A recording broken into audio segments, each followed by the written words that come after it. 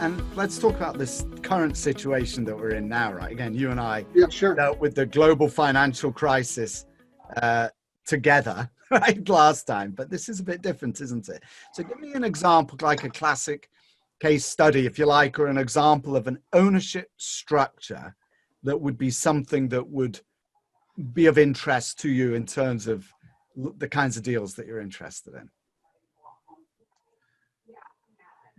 There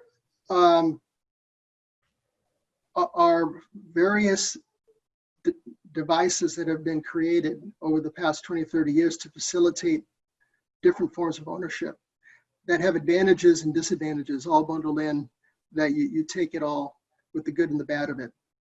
One, for example, is tenants in common structure.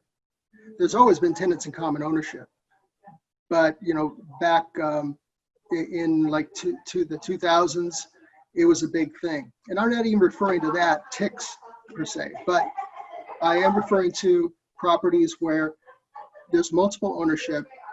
They're on title as tenants in common, and one owner, let's say, who's in the restaurant business, all of a sudden, his total economic life has been totally changed, and he's no longer in a position to support his ownership interest as a tenant in common in that property, and he wants to sell his fractionalized interest, and so we would approach that owner and those owners to buy just that part of the ownership, and a fractionalized interest in a property sells at a discount to the whole interest.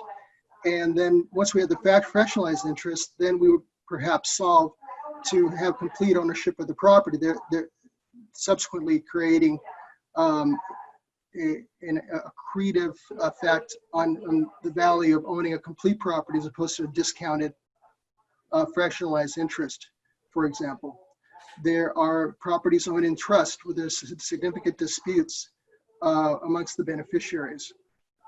There are properties owned by corporations where the corporation's insolvent and no longer wants to maintain real estate on their balance books.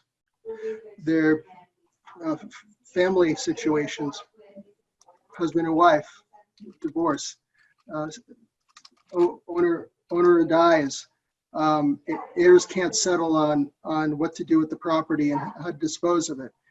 We step in and kind of rescue that situation.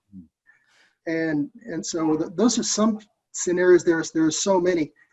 Insolvency, bankruptcy,